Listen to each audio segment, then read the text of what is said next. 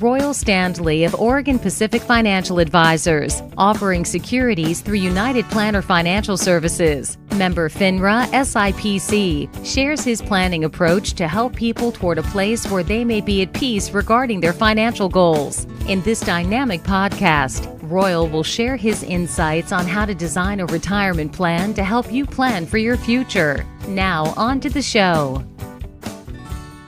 Hello and welcome to Life by Design with Royal Standley from Oregon Pacific Financial Advisors.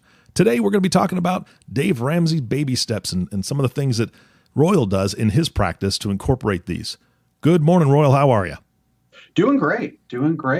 Looking forward to getting into this. This is a process that I go through quite often with clients, and I think it'll be good to be able to kind of share this with people where they can go back and listen to all the specifics about Dave Ramsey and his baby steps. Fantastic. All right, before we get too deep into this, what's new with you, Royal? Just getting ready here. My wife and I, we're going to take my daughter down to Disneyland next week, but we haven't really told her where we're going yet. She loves going to hotels, and she always talks about, are we going to go to a hotel, and how many sleeps are we going to have? That's awesome. awesome. How she counts the number of nights we're staying. And so I told her we're going down, we're going to stay at a hotel for 3 nights. And she's like, what about 4 sleeps? And she's negotiating these Yes. sleeps with me. And it's pretty adorable. And she has no idea where we're going. She's been to Disneyland before, but we've told her it has a pool, which is, I think, the most important thing to her. Yeah. And we've told her it's near a park. So she'll be, I think, happily surprised when we get down there. Exactly. She'll recognize which park it is very quickly, I'm sure. Yes, absolutely. All right. Well, let's jump into Dave Ramsey's baby steps. Where are we starting today? I thought I might just touch on my relationship with Dave Ramsey. I've used Dave Ramsey for probably 10, 15 years now as a way of helping clients just to kind of navigate maybe getting their financial house in order. Mm-hmm. I think it's a very simple, systematized way of looking at your financial situation and improving it in gradual steps you can take without overwhelming yourself. I think so many people just look at all the things that they have in front of them that they need to do to start preparing, paying off debt, saving for the future, saving for college, paying off the house, and just get a feeling of overwhelm. Mm-hmm. The Dave Ramsey program is really geared to cut up each of those stages of life and move people towards, I think, financial freedom. And, the name of his university that gets put on at various churches or other community organizations, Financial Peace University, mm-hmm. that's really what those baby steps are geared for, is achieving financial peace, however you might define that. Mm-hmm. I'm also the SmartVestor Pro, which is a program where if you're a Dave Ramsey listener, you can go to find those who have gone through that Dave Ramsey training and have the same outlook that Dave has when it comes to someone's financial situation. Mm-hmm. So we have that through our website at opfa.com. You can go there and check it out, and we have information about that. If you want to attend a Financial Peace University and really get kind of that deep education about all these baby steps, you can just go online to the Dave Ramsey website, daveramsey.com, and find a Financial Peace University near you just by putting in your zip code. Got it. It kind of brings me to yesterday. I had a first appointment with a young couple. They came in and had just gone through a medical situation, had a little bit of time off work, had a big medical debt. Mm-hmm. And I think they were just trying to sitting back going, how do we even deal with this? We've got student loans, we've got car debt, we've got a little bit of credit card debt, and now this big medical debt. How do we even work with this? And by using kind of the start of the baby steps, it was a very easy way of giving them a sense of, here's a plan we're going to follow to get you out of this situation. We made it bite-sized. So it wasn't an overwhelming thing of, well, all you have to do is pay off this $100,000 worth of debt and then you're fine. Yeah. That's not realistic, I think, for the vast majority of people. By giving them that sense of, here's the plan, here's what you have to do, in 3.5 years or 4 years, you can have all of this taken care of. It's an easy way to help people just kind of move through that process and get to that point of, okay, what's next? And how can I get to that next step in this process? Absolutely. It's like the old saying, how do you eat an elephant, right? One bite at a time. You've got to take it one bite at a time. So can you tell us what the baby steps are? Yeah, absolutely. So there's 7 baby steps, and we'll just kind of walk through them one by one and describe them. Number 1 is really just you have to make a commitment to making a change in your life and realize that you have to kind of take that first step away from using credit cards, using debt as a crutch to finance your life. Dave Ramsey's program is really designed to have around the concept of living a debt-free life. And so baby step number 1 is almost a triage, if you will, of just trying to get $1,000 saved as your start for emergency savings. That $1,000, so if something comes up, you at least have money in the bank or, at home that you can just get to and pay for, new tires, your car breaks down, any of those little emergencies that might crop up without falling back on using your credit cards. So that first baby step is simply, let's get $1,000 in the bank. And for some people, that's very easy. Maybe they have a good paying job and they can easily just shift $1,000 into savings in a month or two. Other people, that could be a 6 month to a year long process. We want to encourage people wherever they're at, but doing the baby step number 1 is a great way of just showing commitment. And it's a way of saying, okay, I've got baby step number 1 checked off my list. What's next? Yeah, absolutely. So after that, we look at putting together a plan for getting rid of this debt. And that's what I call a debt snowball. It's what Dave calls it. And it's really a great process to say, what's the plan for getting rid of this debt? So in the simplest terms, what we look to do is we take a look at all of your debt that you might have and kind of rank it according to the balance and the interest rates you're paying on it. So usually at the top of that list is, the credit card debt you have and that sort of thing. Then maybe your cars, student loans, and medical debt kind of shifted in there. And each person's situation is a little bit different. So yesterday I sat down with this couple and just kind of did this for them. We just had a conversation of, okay, what are your priorities? What galls you the most about your financial situation? What are the things you want to focus on? And we just kind of built this plan to say, here's the priority list that you want to focus on each of these stats. And what we do is we take the minimum payment for all of those credit cards, loans, etc., and just say you're going to pay the minimum payment on all of those, except for your number 1 priority. So let's say it's a credit card with a $2,000 balance. If that's the case, we're going to put all of our focus each month on getting that paid off. Now, at minimum, we want someone to at least pay an extra $100 a month on that credit card. But if they're able to, $300, $400, $500, maybe you do a yard sale and put all that money onto that number 1 debt. Maybe it's your tax return, that sort of thing. And once that's paid off, what we want you to do is take your minimum payment on that first card and begin applying it to your priority number 2 debt. And then add all your extra income, all the maybe extra money you can kind of scrounge around and find, and put it on that second debt. And over time, that begins to build a snowball because what you're using for your minimum payment keeps growing on that priority debt. So what we see is it usually takes quite some time to get those first 2 or 3 debts paid off.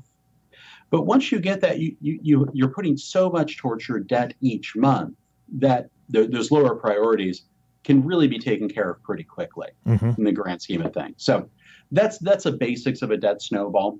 One thing I offer to clients coming in is to go ahead and just build that for them and just say, okay, here's how many months this will take. We'll factor in all the interest and whatnot, and just look at how long we can get them out of all that consumer debt.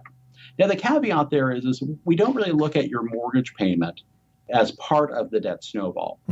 While it is debt, it's a good kind of debt because it allows us to leverage our wealth and buy a home that we can live in. And if you look at Americans and the way they build wealth, buying a house and getting it paid off over time is one of the number one ways of building wealth. So we don't want to take that away from someone. Mm-hmm. With that being said, one of the things that we need to focus on as we're moving through baby steps 1 and 2, that emergency savings and the debt snowball, is getting a handle on your spending. Mm-hmm. And maybe for some people, that's really building out a very strict budget. For others, maybe it's a looser spending plan. I think everybody's a little bit different in what their needs are and the way they look at money and their spending. But we encourage people just to find a system that works for you. And for some people, it's getting really serious about budgeting, so you know where every single dollar is allocated. Mm-hmm. And for others, it might be a little bit looser, where you say, I know I'm spending this much on getting my debt payments down so much, but we want to use a certain level of intensity to get that debt taken care of as soon as possible. Because really, we can't really do anything until that debt is taken care of. All right, now that debt snowball has been rolling and it's complete, what's the next step then?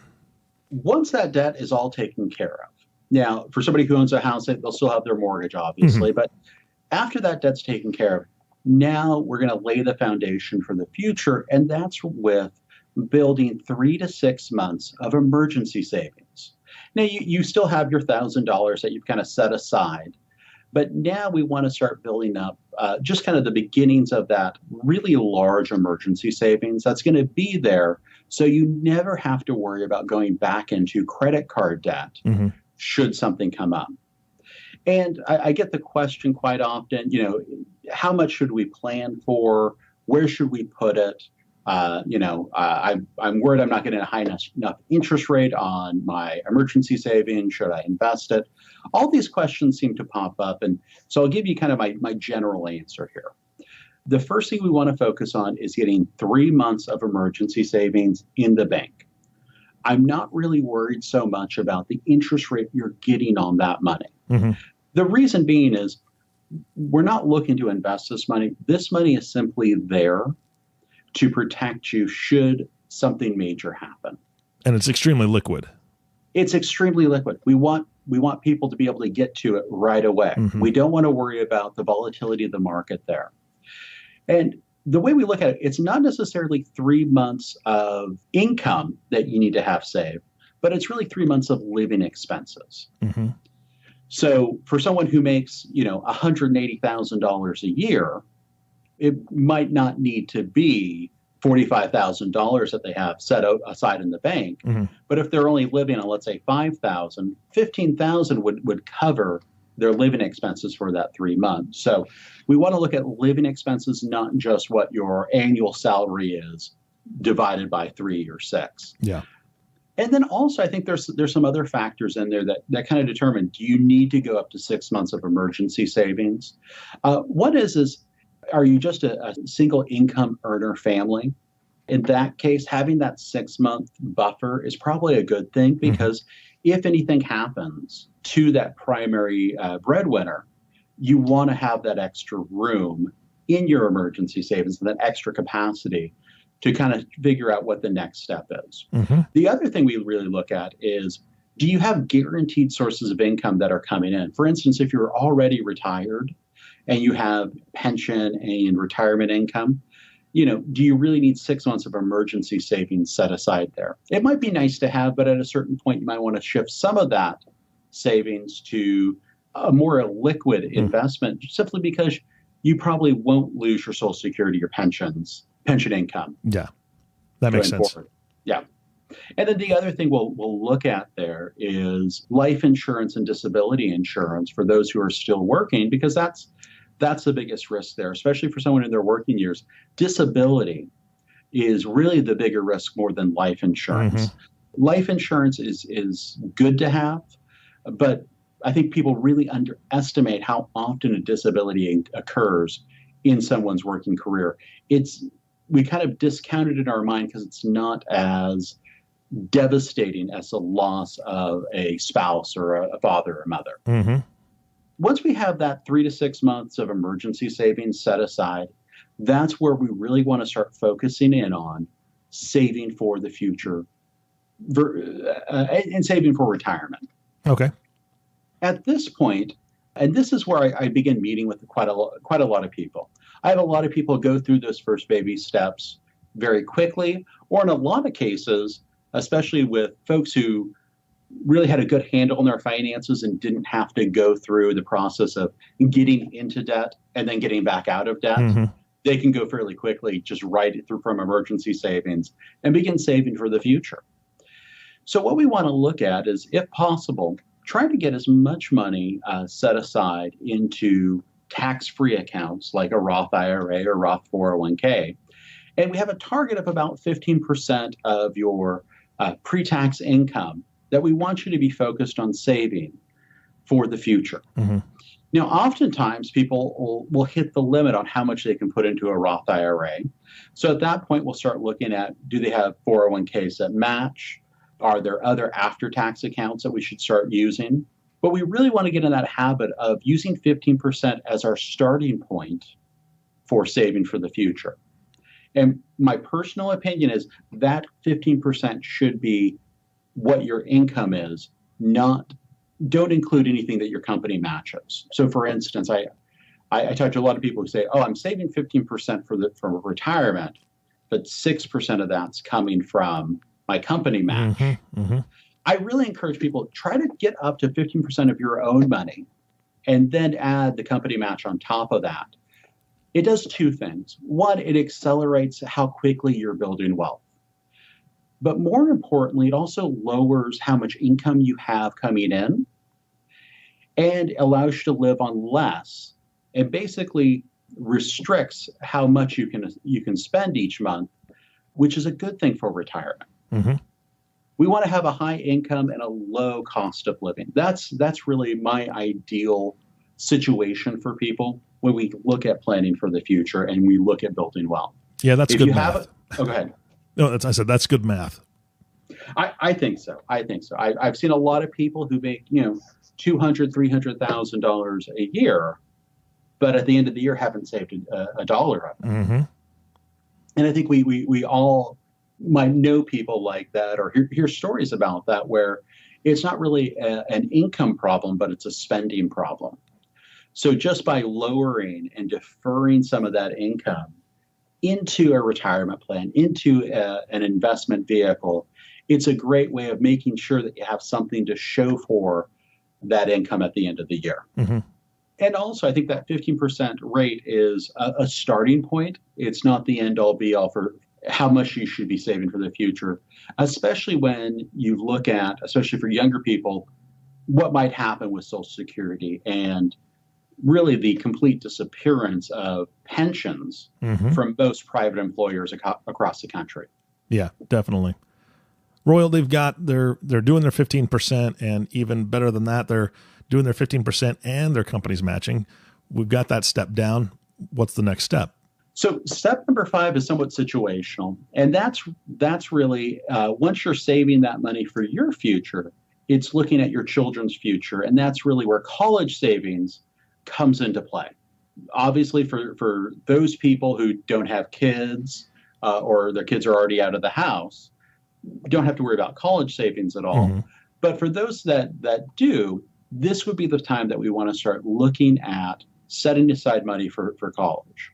And I think everyone has a different way of looking at how best to fund their children's college. I don't think there's a right or wrong answer here. Mm-hmm. I have a lot of clients who are taking the time with their kids to basically say, you're going to work your way through school just like I did. Because I had an experience where I had to do that, and I really appreciated that time and the education I got. Whereas others might say, I just want to make sure that my kids get out of school with no debts and no worries and can start their life on the best foot possible. Mm-hmm. There's no right or wrong answer here. The number one thing I would say is I never want to see a client put 4 years worth of college savings in an account that's specifically tied to education, like an ESA or a 529 plan. ESA is an educational savings account. Mm-hmm. Because if that happens, if that child decides, hey, I'm not going to go to school, hey, maybe I got a full ride scholarship, maybe instead of going to Harvard, I'm just going to go to a state school. By getting too much money in that 529, that can create its own problem. So that's why we want to use a few different account types to begin saving for school. In a 529 plan for college savings, I usually don't like to see more than 2 years of educational expenses saved that way. Mm-hmm. And then when we get to the point of school, we want to spend that 529 money really early on in the educational process just to make sure it all gets spent. Yeah. All right. For those who don't have kids or have taken care of kind of setting aside money for college, at this point, it's really just a focus on getting your primary residence paid off. Got it. Now we're focusing on the house. Exactly. So All this is where you've taken care of all your debt. You've got money in the bank. You've got money going into your 401ks, your Roth IRAs, and other accounts. College has been taken care of for your kids. Now it's time to really take care of that last piece of debt that most people have. Mm-hmm. And from a financial planning standpoint, I love to sit down across from a new client who says, we just got the house paid off, we're getting ready to retire. That's an ideal situation. I'm not saying you can't retire with a mortgage. I'm just saying it's a whole lot easier if you don't have one. Absolutely, yeah. At that point, then we'll have a conversation about how much extra to really start putting on the house and try to look at getting that house paid off as early as possible. Mm-hmm. Because once that house is paid off, we can move into that last baby step. And that's really where we just look at building wealth and creating a legacy going forward. Once you've taken care of all those basic first 6 steps of the plan, it's at this time that we can really start looking at, supporting those causes that are really important to you, building wealth to pass on to future generations, mm-hmm. and leaving that legacy there. So at that point, that baby step number 7, that really goes on the rest of someone's life once they've taken care of those first 6 steps. So that's where we want to get our clients to. It's where they don't have debt, they're financially free. Hopefully they have found financial peace and they don't have that worry that follows around so many Americans who are tied to this cycle of credit card payments, mm-hmm. car payments, and just kind of that fear that if something happens, everything comes crashing to a halt. Yeah, that's a terrible place to be in. Mm-hmm. Mm-hmm. So for my clients who have gone through this process, either through Dave Ramsey or just because it's a natural function of how they view money and their financial life, they really, for the most part, have a sense of well-being that they don't have those worries that most Americans have. Mm-hmm. They're living in a place where the worry about tomorrow, about making that next mortgage payment or rent payment just isn't there. And it's a place where they can enjoy their life and really live a life that's unique to them. Mm-hmm. So that's where we're trying to get our clients to. My call to action today would be, if that's something you would like to have a conversation with, for somebody who's walked through these steps with hundreds of clients, go to our website at opfa.com. You can make an appointment there, give me a call. We can totally just sit down and look at your personal situation and answer those questions. What plan am I using to reach that point of financial well-being? Well, that sounds great to me. But I also know that we're low on time today, so we need to wrap this up. Do you have any closing thoughts? Like I said, visit our website, make an appointment. It's a very easy process to go through and just start making that plan for the future. Also, I encourage you, listen to the Dave Ramsey Show, check out his book, The Total Money Makeover. I really encourage people to get educated about the best way of dealing with kind of budgeting, money, that sort of thing. Absolutely. Thank you again, everyone, for listening to the Life by Design podcast with Royal Standley. If you have not subscribed to the podcast yet, please click the subscribe now button below. This way, when Royal comes out with a new podcast, it'll show up directly on your listening device. This makes it much easier to share these podcasts with your friends and family. And I'm thinking that most of you have friends or family that should just be taking that one individual, small, single little step toward their financial freedom, toward getting their financial house in order. And this is a great way to do it. This is a great list that Royal has shared with us today. It's been proven time and time again to work for folks.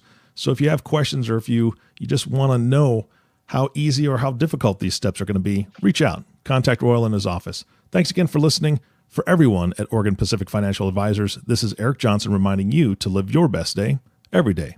We'll see you next time. Thank you for listening to the Life by Design podcast. Click the subscribe button below to be notified when new episodes become available. The views expressed are those of the presenter and may not reflect the views of United Planner Financial Services. Material discussed is meant to provide general information and is not to be construed as specific investment, tax, or legal advice. Individual needs vary and require consideration of your unique objectives and financial situation. Always seek the advice of your financial advisor or other qualified financial service provider with any questions you may have regarding your investment planning. Advisory services offered through Oregon Pacific Financial Advisors, Inc. Securities offered through United Planner Financial Services of America, member FINRA and SIPC. Oregon Pacific Financial Advisors, Inc. and United Planners Financial Services are independent companies.